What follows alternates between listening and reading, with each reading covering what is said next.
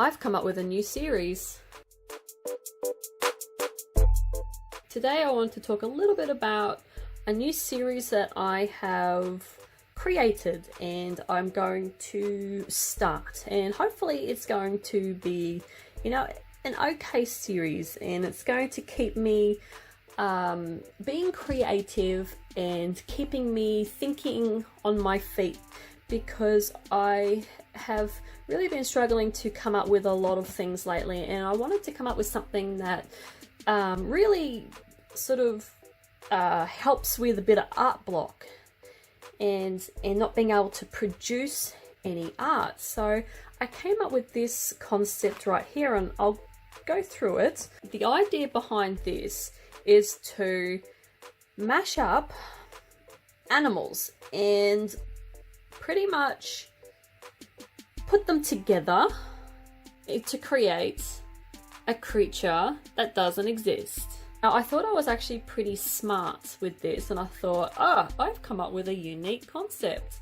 But something in my bones told me to search, and I went on a search, and I found that I'm not the only one doing this, and one artist in particular called Dina Norland is doing a random creature design one, and she does the same thing. She gets little bits of paper and she puts them into a jar and then she draws them out, and her work is absolutely stunning. So I highly recommend that everyone just go over and have a look at her channel, because she's got it going on. Like, the idea to this is I have bagged different, you know, species and different animals, and this is how I'm going to do it. So the animal will be two main animals together, mashed up. So the main one I've got is mammals. Now I've got 36 mammals in this plastic bag. The second one I will be drawing from will be a bag that has amphibians, aquatic life, reptiles, birds and insects in this one. So I sort of wanted a bag that had, you know, random animals in it, or random, you know, species in it, to sort of keep it a little bit interesting. So that'll be the second bag that I draw from. So there'll be a mammal and, you know, one of these mushed together. The third bag that I've created, there's 36, you know, in there as well. So it's all 36 in these three bags. So this third bag, this is going to be, you know, this is going to be an element that this animal here has. So it's not going to be a dominant element like these two, but it's going to contain this element. So in this bag there is mythical and fairy tale creatures like, you know, unicorns, dragons, or you know, animals that no longer exist like dinosaurs, all that sort of stuff. Now they're in there, so that will be the element bag that I draw from, which will give that animal that element. Now the fourth bag it's cute or monster. So this bag has only got two options in it. It has a cute tag and a monster tag. So there is 6 of each, so there's only 12 in here. So I made, you know, I made 6 cute, 6 monsters. So I draw from this bag, and that will tell me whether I make this creature cute or I make it a terrifying monster. So the rules are, the monster will have the blood, the gore, you know, added to it. It will be scary. And the cute, if I draw a cute one, it will just be a cute little mutant mashup. This series is called Monster Animal Mashup.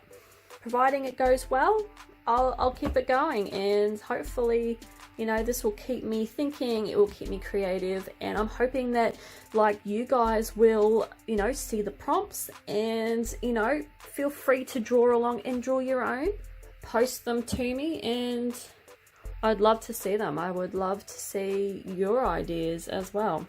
Alright, so this is going to be the first one, so I am very excited and I am very nervous because I don't know how this is going to pan out, and I'm hoping I'm going to, you know, do this series justice and I'm going to be able to come up with something that's worthwhile. Alright, so here we go. This is the first bag. Just randomly pick one. Oh, here we go. What have I got? Oh, okay. So the first one is a mammal, and it's an armadillo. Oh, wow. Okay. Second bag is the amphibian, aquatic, reptile, bird, insect. This one's going to be interesting because I could get any one of these. Okay.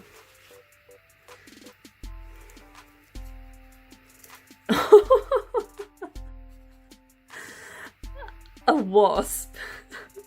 An armadillo and a wasp. Okay. What mythical element, or what element is this animal going to have? Oh god. This is going to be some weird creation. Oh my god. It's going to have Grim Reaper element. Oh wow. Okay.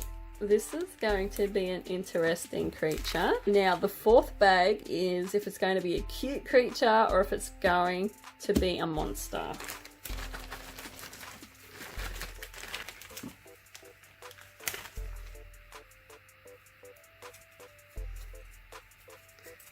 I got monster! Yes, I got monster!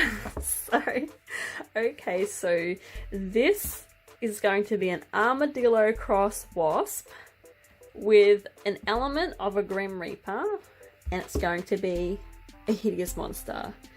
Alright, well, I've got my work cut out for me here, so let's get designing. Well, what can I say about this challenge? There was a lot of doodling and sketching I had to do to come up with something that I liked for this. This was definitely a challenge, and yeah, so I ended up having a look at the references for the armadillo and the wasp, and yeah, at first I was just like, how the hell am I going to combine these two animals together? So after I'd done a few sketches, I just went, you know what, I'm just gonna, just get my bit of paper and just start doodling and just start drawing. And yeah, it was interesting. Like this first bit here, this first head, I ended up just rubbing it out. As you can see, I was not happy with it. So I rubbed that out, and this is the final head here that I did. But yeah, it was just, I just can't believe how, it was just really hard to at first. But I was gonna persist with this, and I was just going to just go, no, I'm gonna do this. I'm going to do this and see how creative I can get, because there is no references for these combo animals out there, so I couldn't go and search for anything and get any references other than just a single armadillo and a single wasp on its own, pretty much. So but admittedly, I had honestly a lot of fun with this. This was really what I needed. So, okay, the concept with this is, I sort of found that I was sort of limited with what I could do with the head, really. It either had to be, after I sketched out a few ideas with the head, it either had to be like a wasp head or an armadillo head. And I did a few sketches with the armadillo head and sort of trying to mash the wasp into it. And I just wasn't happy. Like, I couldn't really warm up to any of those designs. So I ended up just going with a wasp head. And with the armadillo plate that comes down, so the wasp head with the armadillo plate, and Then when I was looking at the anatomy of both animals, I noticed that they sort of have a very similar curve. So the wasp bend and the armadillo's bodies, they sort of had a similar curve to it, which was pretty cool. So I sort of looked at that and thought, well, how can I sort of do this? And I ended up going with the armadillo body, and sort of had like a front side view so you could see the rest of the body and the tail. So yeah, so I did the armadillo body and I did the armadillo tail with a wasp stinger on the end. Now, I don't know what wasp stingers look like, because you have a look at a wasp and I couldn't see a stinger. But they must be really, really tiny. But oh god, I've been stung by wasps heaps of times and they hurt. They're little bastards, they are. So what I ended up doing with the legs is I ended up doing the same amount of wasp legs, but I did them in the armadillo legs, and you can sort of see it. It's sort of up under all the little bits of hair coming down from the stomach. Yeah, it's. I think it worked. I think it did. It looks alright. But yeah, then I stuck the wings on. I had to add wings, so it's a flying. It's a flying animal, and I definitely knew when I drew the wasp and the armadillo, I definitely wanted to make this creature a flying creature. I definitely wanted to give it that wasp element there, definitely. So yeah, the biggest thing with this picture is the tedious, amount of time. It took a bit to do those little circles on the plates, because armadillos have got like this sort of spotted pattern on them, and it's all very neatly rowed, like it's all even, and I sort of didn't know how to go about that. I didn't even know if I was going to add that element into it, but I went with it. I just went, no, I'm going to go with it and we'll see how it goes. And that was so time consuming that you have no idea how time consuming that was. But I did it, and I'm actually very glad that I did do it. It was good. So the next thing was the Grim Reaper element, and I knew straight away I was just going to put that big ass hooked, what are they called again? Scythe. So I just consulted Google and it's apparently said scythe. So I had to add the scythe to the picture, and that was just, that was a given. That was the Grim Reaper element that had to go in this picture, and I had to make him holding it, just flying around, having a great time with this scythe. And yeah, still doing those circles on the armor. Wow.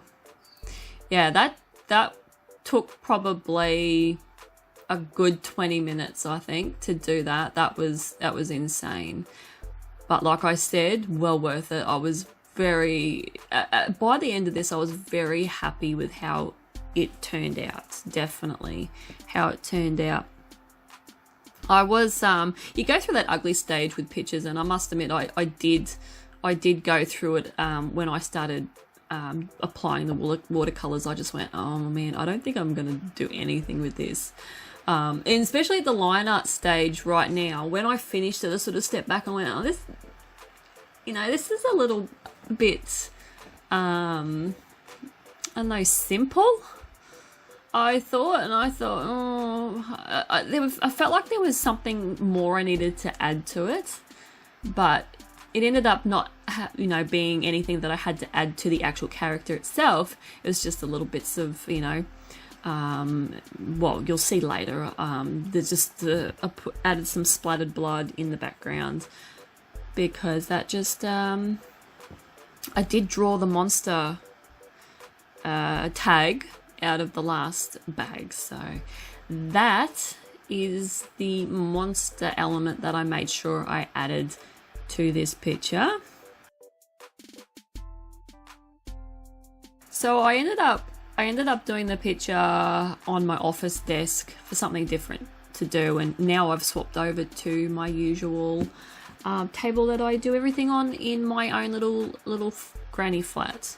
So I just wanted to just felt like I needed a bit of a scenery change with this one. So I got the good opportunity because I've got dual monitors on my office computer. I was able to, you know, have all the references up that I needed when I was, you know, in the sketching stage of this little mutant animal. So I wanted to keep the colors fairly traditional, which I'm going to do with a lot of these because, you know, I sort of just wanted to keep them traditional with their colors. So I added the armadillo colors, which is a little bit conflicting, which is either tan, brown, grey. There was a few, so I ended up putting a speckle of each of those colors into the body. And then I thought, well, what colors am I going to do, you know, to represent the wasp? And when I looked at the paper wasps, they are a black and a yellow. And yeah, I kept them to those colors. I just went with the paper wasp colors, and which is, you know, black and yellow, which was great because, you know, any excuse to put black into a picture. And yeah, so I did the head yellow, and then I shaded it with I shaded it up with the black, so it sort of faded in. So it faded down into the yellow from the black, really. And then I added a bit of yellow to the rings on the back of the armadillo back there, just to sort of, you know, tie it in with the heads and sort of bring the picture together pretty much. And yeah, that's pretty much it.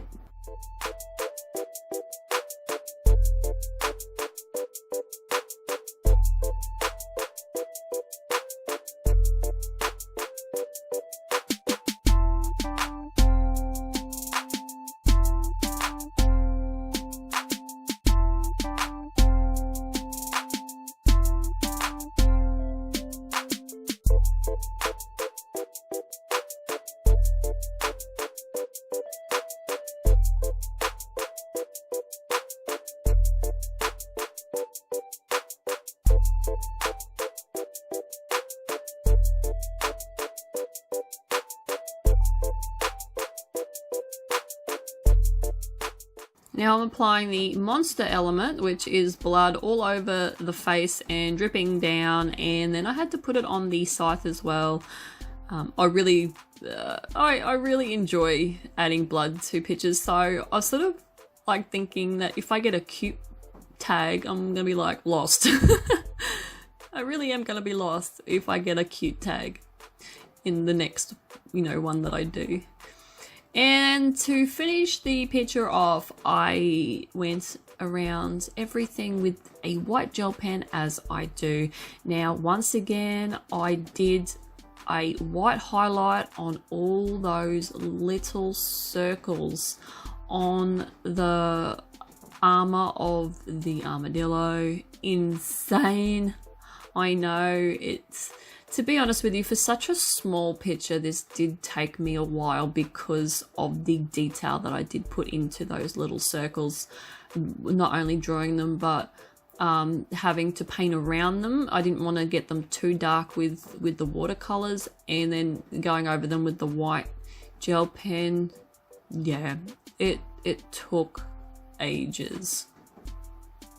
So just putting some highlights into the wings. I tried to make the wings as transparent as possible as well, so you could still see a bit of the back through the one on the right there, which I thought was cute. Like, I thought that was a good element to add to it, because I've never sort of done anything like that where you could see, you know, the little bits through that. So I thought that was cool. I was pretty proud of myself with that. I don't know, something simple, but anyway.